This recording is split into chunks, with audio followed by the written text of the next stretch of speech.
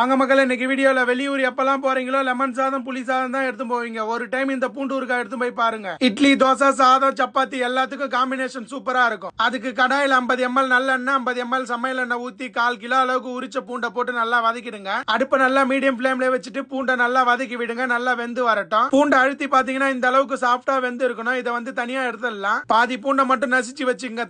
தனியா ஒரு கடாயில 1/4 ஸ்பூன் அளவுக்கு வெந்தயம், 1/2 டேபிள் ஸ்பூன் அளவுக்கு கடுகை போட்டு நல்லா பொரிஞ்சு வர வரைக்கும் வறுத்துருங்க. பூண்டு வதக்கின மீதி எண்ணெய் இருக்கு. அதே எண்ணெயில 1/4 ஸ்பூன் அளவுக்கு கடுகு, 5-6 வரமிளகா, 2 கொத்து கருவேப்பிலை போட்டுடலாம். நசுக்கி வச்ச பாதி பூண்டை இதுல போட்டு நல்லா வதக்கி விட்டுட்டு 1/4 டீஸ்பூன் அளவுக்கு பெருங்காயத்தூள், 1 டேபிள் ஸ்பூன் அளவுக்கு காஷ்மீரி மிளகாத்தூள், 1 டேபிள் ஸ்பூன் மிளகாத்தூள், 1/4 டேபிள் ஸ்பூன் உப்பு, 1/4 டீஸ்பூன் அளவுக்கு மஞ்சத்தூள், இது எல்லாத்தையும் போட்டு அடுப்பை நல்லா சிம்மில் வச்சு கலந்து விட்டுருங்க. அரை எலுமிச்சம்பழம் சைஸ் அளவுக்கு புளிய தண்ணியில கரைச்சி வச்சிருக்கேன். அதை இதுல ஊத்தி நல்லா கலந்து விட்டுருங்க. இது கூடவே மீதி இருக்கிற முழு பூண்டை போட்டு அடுப்பை நல்லா சிம்மில் வச்சு கலந்து விட்டுருங்க. காஷ்மீரி மிளகாத்தூள், மிளகாத்தூளுக்கு பதில் நீங்க வீட்டுல இருக்கிற குழம்பு மிளகாத்தூள் 2 டேபிள் ஸ்பூன் அளவுக்கு யூஸ் பண்ணிக்கங்க. இது கூடவே ஆல்ரெடி வறுத்து அரைச்சு வச்சிருக்க கடுகு, வெந்தயத்தை நான் 1/2 ஸ்பூன் அளவுக்கு இதுல போட்டுறேன். அரைச்ச எல்லாத்தையும் போடக்கூடாது. இது கூடவே சின்ன துண்டு வெல்லத்தை போட்டு நல்லா கலந்து விட்டுடலாம். அடுப்பை நல்லா சிம்மில் வச்சுட்டு இது எல்லாத்தையும் நல்லா கலந்து விட்டீங்கன்னா எண்ணெய் பிரிஞ்சு வரும். இந்த ஸ்டேஜ்ல அடுப்பு ஆஃப் பண்ணிட்டு இறக்கிடலாம். இதை நல்லா ஆற வச்சு ஏர்டைட் கண்டெய்னர்ல போட்டு வச்சிட்டீங்கன்னா 6 மாசம் ஆனாலும் கெட்டு போகாது. ஹாஸ்டல்ல இருக்கிற பிள்ளைங்களுக்கு, பேச்சுலர்ஸ், ஆபீஸ் போறவங்க, அது இல்லாம பிக்னிக் போறவங்களுக்கு எல்லாம் இது ரொம்ப யூஸ்ஃபுல்லா இருக்கும் மக்களே.